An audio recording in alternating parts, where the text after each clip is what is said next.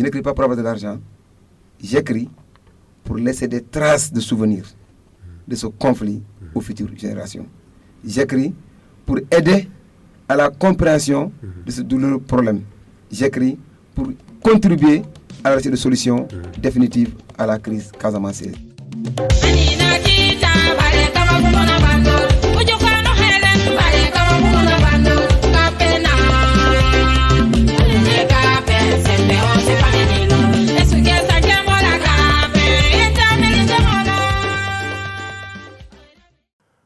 daleen ak jàmm ci ñaareelu épisode bu suñu podcast René Capain Bassène journaliste condamné à tort.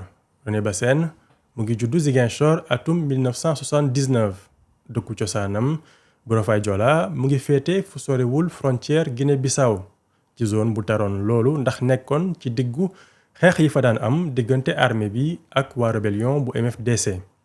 loolu moo waral njabootam gàddaay génn dëkk bi atum 1992 dellu si waat 1995 xeex yi dooraat ñu daw làkku définitivement en 1997 dëkki Ziguinchor taarix boobu doon na lu marqué loolu René Bassène dem ba influencé yoonu njàngam.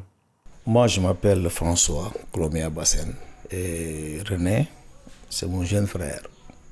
René il a toujours voulu être historien. C'est pourquoi quand il a eu le bac, moi je le voulais pour faire français à l'université, mais lui il avait choisi de faire histoire. Qui dit historien, dit écrire. maa ngi tudd Odette Coly di jabar journaliste bi René Capain Bassène. bu ñuy marié daa fekk déjà commencé woon na si projet am bind ay livres sur la crise tey dem defi ay enquête di ñëw muy bind. lu ñu jotoon waxtaan daf maa ne woon boo gisee mu am passion si loolu c'est parce que dafa dund guerre bi parce que nee na guerre bi bu mu commencé il avait à peine 3 ans donc wala mu bëggoon xam exactement le pourquoi cette guerre. daf ma daan wax ni carrément en fait il est en train de voir naka la ñuy def pour jàmm ji dellu si Casamance. c'est son souhait en fait loolu la yàgg ut Casamance mu am jàmm. mémoiram ci école de journalisme mu ngi ko jagleel ñu daw làkku ndax guerre bi dem réfugié Gambie wala Guinée-Bissau ak ci yan conditions la ñuy dund.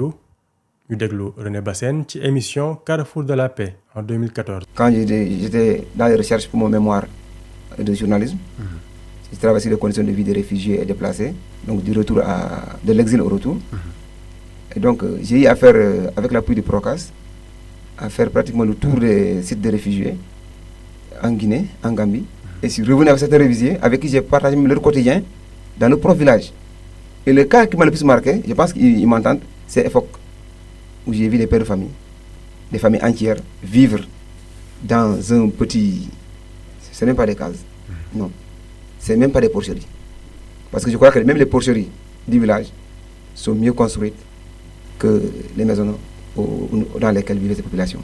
Et ce qui était plus frappant, c'est que tout ça était... Les maisons étaient collées. Donc papa était couché là, maman, les enfants, il y avait les bagages en même temps. Il y avait vraiment, je ne sais pas comment dire, mais c'était inhumain. Et j'ai dit non, moi cette fois-ci je retourne, je vais essayer d'aller voir l'abbé. Parce que je croyais dire confère que c'est lui qui est à l'origine de ça.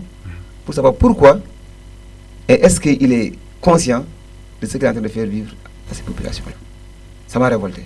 Je m'appelle Thomas Sernan, je suis ami de René Capain Bassène.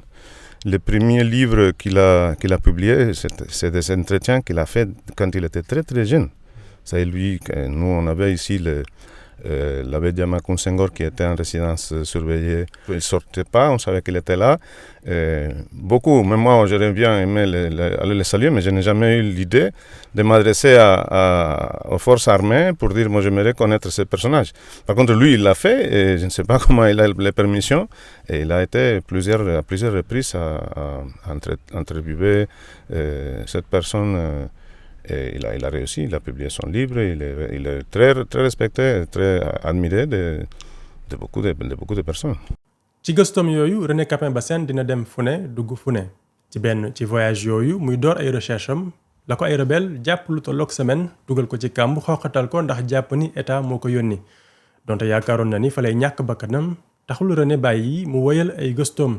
Je m'informe à la source. Je ne m'informe pas aux sources.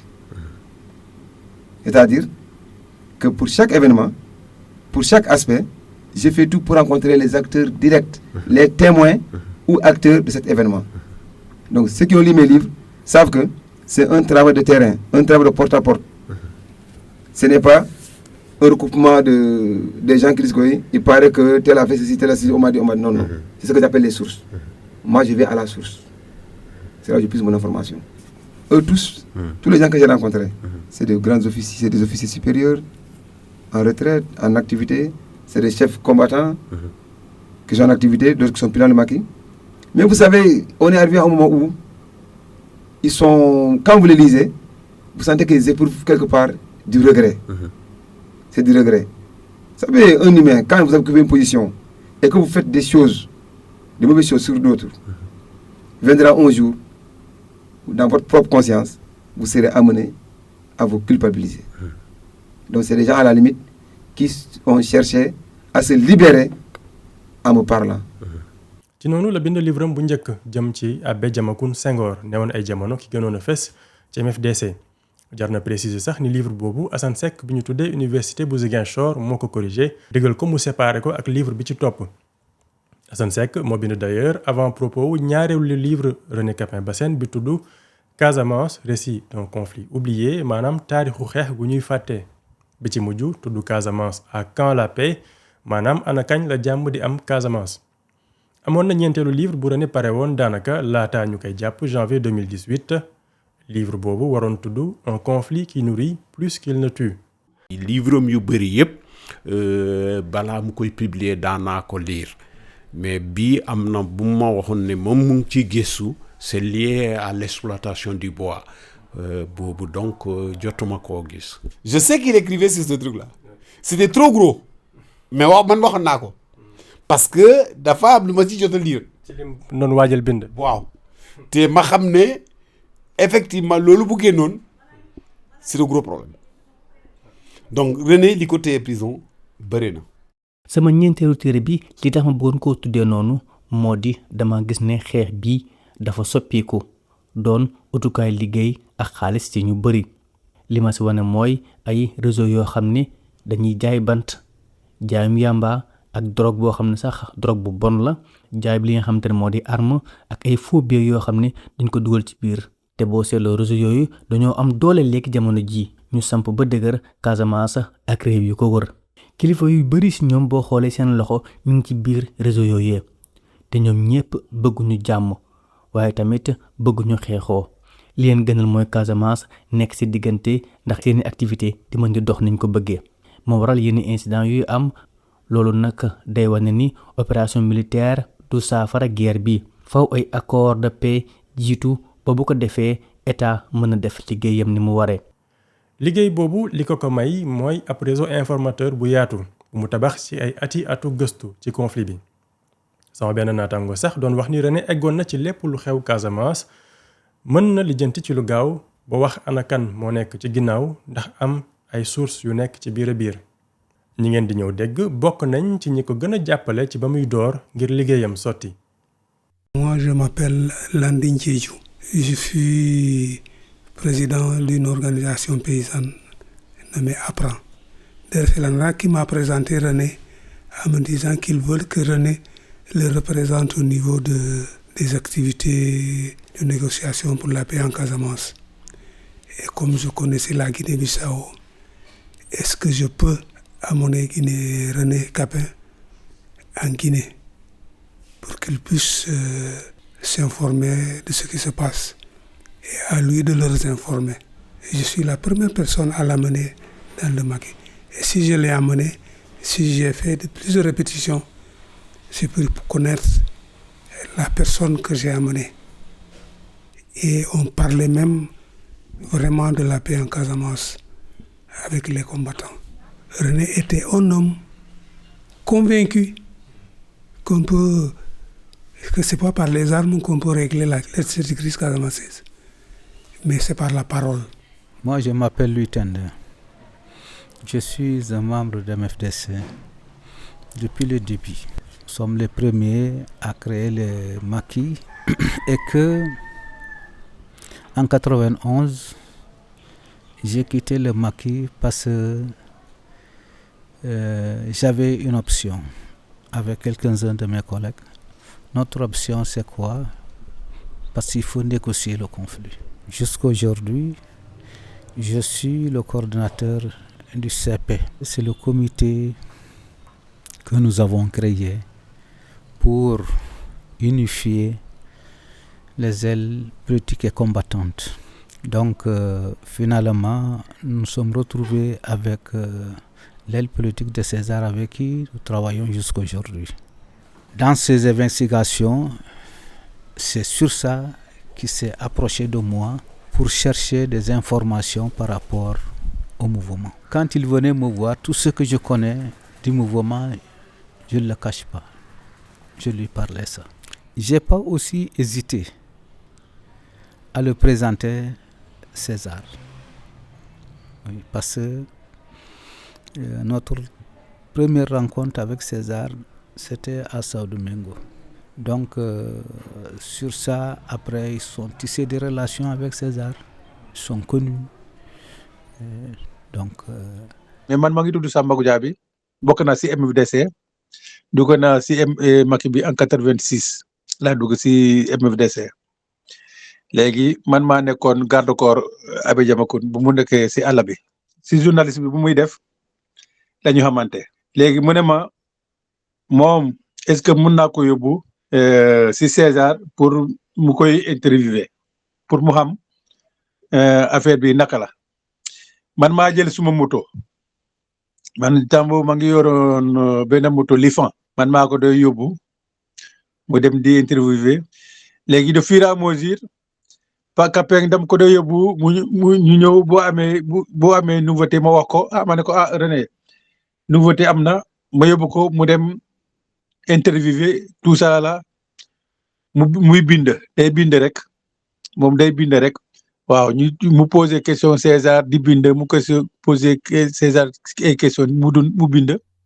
MFDC am na plusieurs factions maanaam ay pàcc comme bi César Atoute Badiate jiite wala bi Salif Sadio jiite waaye boo liiree livre René Bassène rawatina ñaareel bi di nga gis ni amul woon ay jafe-jafe ngir am ay xibaar ci camp bu nekk. mu nekk la même chose ci lu soxal armée Sénégal wala ay autorités yu dëkk ci dëkk yi wër Ziguinchor. Karim ñu changé turam ndax mu ngi nekkoon combattant bu MFDC fare ak Salif Sadio. jot na jox ay interview kii di René Bassène ba muy waajal bind livre am yi. tax ba benn bés mu ne ma grand man dama bëgg a bind livre si problème Casamance bu ñuy bokk. loolu si wàllum yooyu la ma contacté woon après ñu waxtaan si ma ko tamit ma lu ma xam léegi nag loolu la bind livre. parce que moom dafa vécu dafa xam te moom zone bu mu nekkoon bu mu dëkk zone bande frontière Guinée bi. foofu xeex bi foofu la gën a taree depuis le Ziguinchor jusqu'à bande frontière Guinée bi foofu xeex bi foofu la taree ñoom ñoo gën a xam réalité xeex bi René dafa ñëw jege xam renseigné wu du xam ne dafa ñëw pour renseigné wu pour compléter ak xalaat ak xelam ak lu mu gis loolu la ñu complété ni ñuy wax ko que nii la demee nii de man nii laa fekkee nii la demee mu dem si keneen tamit mu wax ko mu dem si kooku sax ki nga xam ne kooku waaw mu dem laaj ko donc René ñu mu laaj mu ñoo bëri. Les livres, c'est des livres qui sont innocents dans le sens que lui, il ne met pratiquement pas son avis sur les livres. C'est des livres où il met les micros devant les gens et les gens racontent leur histoire. Il est parti partout ici à Ziguinchor, en Casamance, mais aussi en Guinée-Bissau, pour rencontrer des gens et qui ont exprimé leur vécu. Et c'est ça la richesse de 3 livres. C'est des livres d'entretien, c'est des livres de témoignages. nekk taskatu xibaar buy liggéey ci ab conflit sama expérience wan na ma ni bokk na ci li gën a jafe ci journalisme rawatina nga dëkkee fu xeex bi amee René muccul ci jafe-jafe yooyu. Réalisation, présentation, Ibrahima Gassam. Merci de nous retrouver au Carrefour de la Paix comme tous les dimanches sur votre radio de proximité. Mesdames, Messieurs, bonsoir. Cette émission qui reçoit ce dimanche, comme annoncé, René Capain-Bassène, notre invité et journaliste chargé de communication de l'ANRAC. René Bassène, bonsoir. Peut-on ajouter un autre titre à votre carrière, celui d'écrivain? Bonsoir Ibrahima Gassama.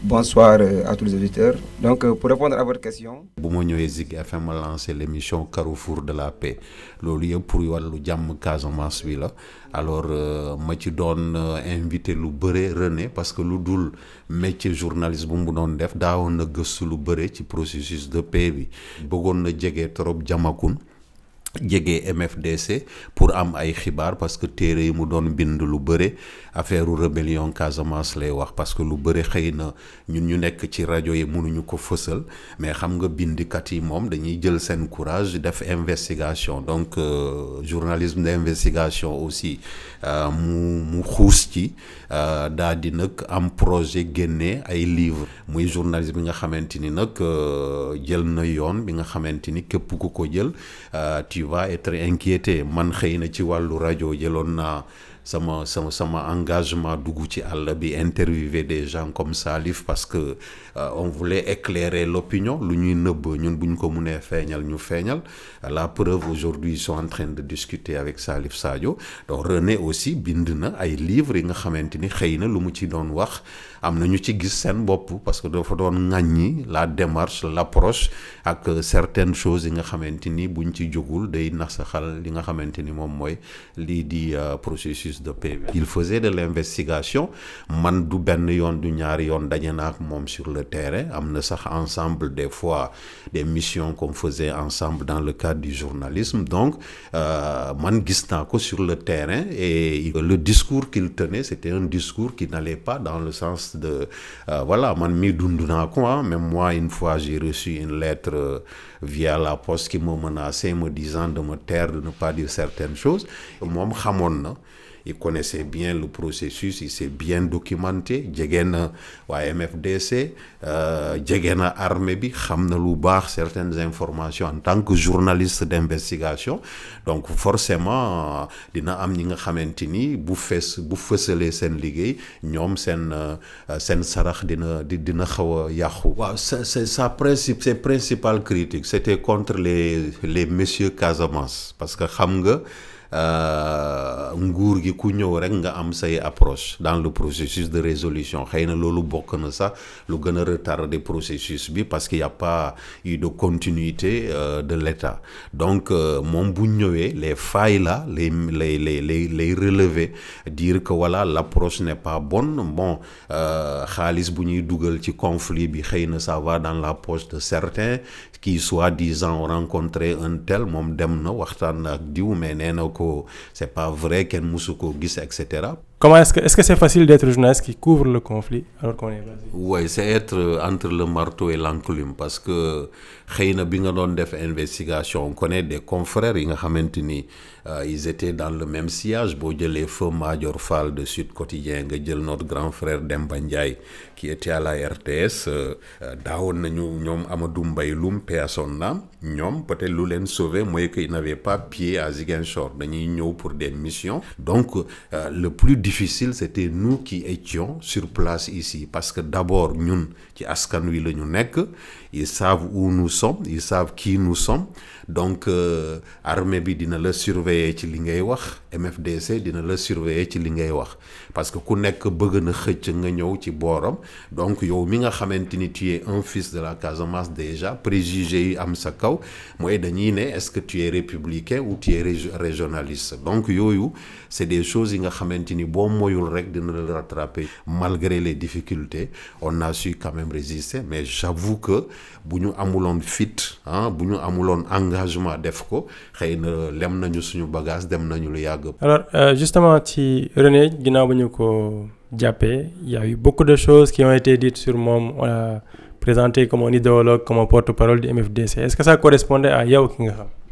Non, j'avoue que René avait des positions parfois tranchées, mais il m'a jamais montré qu'il militait pour les MFDC. J'ai été même victime de ces préjugés parce qu'à un moment donné, les gens pensaient que je dormais à la limite et je mangeais dans le même bol que les rebelles. Il y en a même qui ont dit que man ak ñoom ñoo jàngandoo ñoo def alors que c'était pas vrai. Mais boo déggee certains bon parce que ay journalistes la ñu yow tey boo ñëwoon tey pour bëgg a def investigation en Casamance mais forcément il faut nga am contact MFDC boo munee dem dans le Macky sax fekki leen.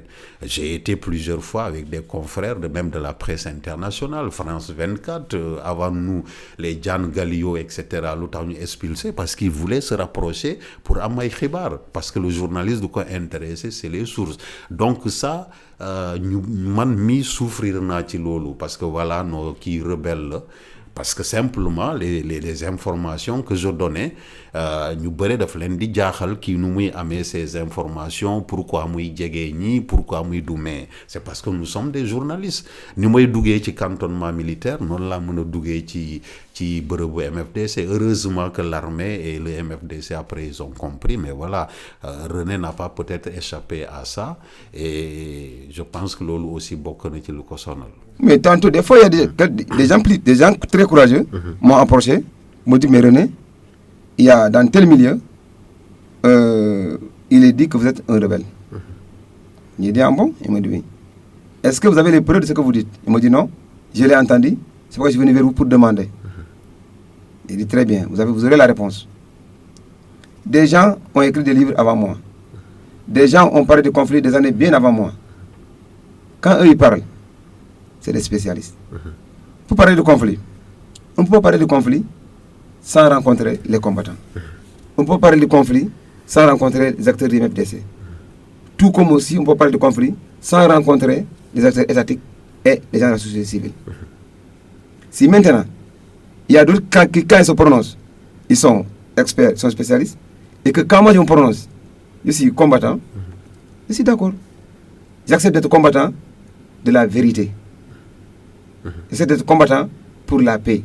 Mais je crois que tous ceux qui ont eu à lire mes livres, tous ceux qui ont eu à lire mes interventions, il n'y a nulle part où j'ai incité à la violence, il n'y a nulle part où j'ai incité à l'indépendance, il n'y a nulle part où j'ai demandé à l'État de renoncer à ce soit. Je n'ai fait que relater des faits, je n'ai fait que produire un travail qui peut-être pourrait contribuer, qui pourrait, sur lequel pourrait se baser les acteurs de paix pour aider le Sénégal à retrouver son unité nationale. Engagement ngir jàmm Casamance jurul jàmm rek ci René Bassène bëri na ñu ma taseel ci wàllu podcast bi ñu ma xamal ni àttu nañu journaliste bi du benn yoon du ñaar ngir mu moytu laata ñu koy fexeel. wax naa ko loolu ma ne ko sa liggéey bi sa liggéey la de mais nag c'est dangereux parce que ils vont t'accuser de loo xam ne amul man wax naa ko day am ay autorités yoo xam ne dañuy def foofu wax ñu ñëw fii ñu wax loo xam ne du dëgg léegi mu démentir leen affaire boobu moo leen naxari. Il y a beaucoup de monsieur Casamance, de soi-disant monsieur Casamance. Les gens veulent se faire voir et je ne suis pas surpris quand les gens accusent René de l'autre. Parce que je sais que quand quelqu'un voit que René peut-être il est plus connu, il est mieux compréhensible. Je ne dirais pas que c'est ça, mais d'autres personnes pourraient le coller d'autres étiquettes. Par jalousie, quoi. Par jalousie que René ne méritait pas. Moi, j'ai été attaqué chez moi. Ils ont amené même mon fils. Mais en cours de route, quand mon fils et ma fille, leur ont parlé de moi, ils ont dit non, nous, on connaît le grand là. Le grand là ne peut pas faire ça. Ils les ont relâchés. Ils sont revenus à la maison. Donc moi, j'ai dit, c'est la même chose que je dis chez René. René, c'est un homme posé qui contrôle ce qu'il dit. Moi, je le lui ai dit. Je dis que tu es en train d'aller très loin. Le conflit est trop sensible. Que toi, tu te permettes de faire des écrits comme ça. Ça, je le lui ai conseillé. En ce moment-là, le coup est déjà parti. Parce que s'il me l'avait dit, attends, j'allais lui dire non. Quand je lui ai dit, il m'a dit non, ça, il fallait que je le fasse. Mais il était tué. Il était tué. Il était tué. Même toi, tu sais qu'il était tué. Oui, il est petit par la taille, mais il a un gros caractère, quoi. Voilà, justement. Ça, celui qui ne dit pas qu'il était tué, c'est parce qu'il ne le connaît pas. Celui qui le connaît, sait que le garçon là a été tué. Lo moo tax man bu ñu ma nee René dañ ko jàpp ngir affaire bois ma ne non sama conscience bu mu demee rek ma xam ne que kii affaire livre bu mu bind mais ku jël risque nii comme René man kay xamoon naa lii dina am quoi te loolu waruloon demee nii góom bu mu laal moo garaaw maf la soo laalee góom bi rek problème la mais lu mu feeñal waaw ba si mouvement bi mais lu mu feeñal moo garaaw René góom bi la laal. lu ko yàbb amoon na benn jour téléphone bi daa sonné man si boobu laa doog a bàyyi xel si loolu noonu après téléphone bi muy sonné kooku di insister mu bañ a jël appel bi ma ne ko yow kii moo ngi insister bañ a jël appel bi ci la ma expliqué carrément moom dafa doon jot ay menaces ci laa ko ne yow doo arrêté ci lan moo tax nga ñu lay menacé mu ne ma ci liggéey bu muy def nii ma ne ko lan moo tax waxu moo ko mu ne par sécurité daf ma bëggoon aar daal ma ne ko yow balaa est-ce que loolu yëpp jar na ko dem nga yegg nga fii nii doo arrêté mu ne ma def ma dara lu bon te gisul lu tax boobu moom mu war a bàyyi jamono yooyu noonu depuis bu mu commencé di ko recevoir bu yorulee sa numéro doo ko woo téléphone ba mu décroché la su fekkee ne kii loo da ngay envoyé message nga ne ko man la diw man la Moussa mu doog laa décroché. Il faudrait que tous les acteurs soient conscients que nous avons tous un seul but. Peut-être que nous n'avons pas le même chemin. Le seul but que nous avons, c'est comment faire pour arriver ensemble à une paix définitive en Casamance. Eux, c'est par la médiation. Moi, je suis journaliste. Je n'ai pas appris la médiation, mais j'ai appris à écrire. Donc, j'ai fait des recherches et j'écris. Et comme je l'ai dit, il ne faudrait pas que demain, ce conflit casamancé soit oublié dans la conscience des populations. Ce serait une erreur grave de nous contempler de ce conflit. Il faudrait que demain, il y ait quelques traces de souvenirs pour les générations futures. Et il faudrait que demain aussi, on laisse une matière, quelque chose comme une sorte de matière première à tout un chacun qui demain souhaiterait faire des recherches sur ce conflit casamancé. S'il y a un travail que je suis en train de faire, c'est uniquement pour cela. Voilà. Apporter ma modeste compréhension, ma modeste contribution à la compréhension de ce douloureux conflit casamancé. Épisode bi si topp ñu ñëw ci tuuma ñu teg ci kaw René Capain Bassène ak lu tolloog 25 nit ñu doon toppee nekk ay complice am dañu jàpp leen kaso lu tolloog 2 at ak lu teg laata ñu leen di bàyyi ndax ñàkk preuve di jaajëfal Ibrahima Gassama ci archive émission Carrefour de la paix ak René Bassène ak it Saliba Dioutan Diémé bu jagleel ab woy journaliste bi.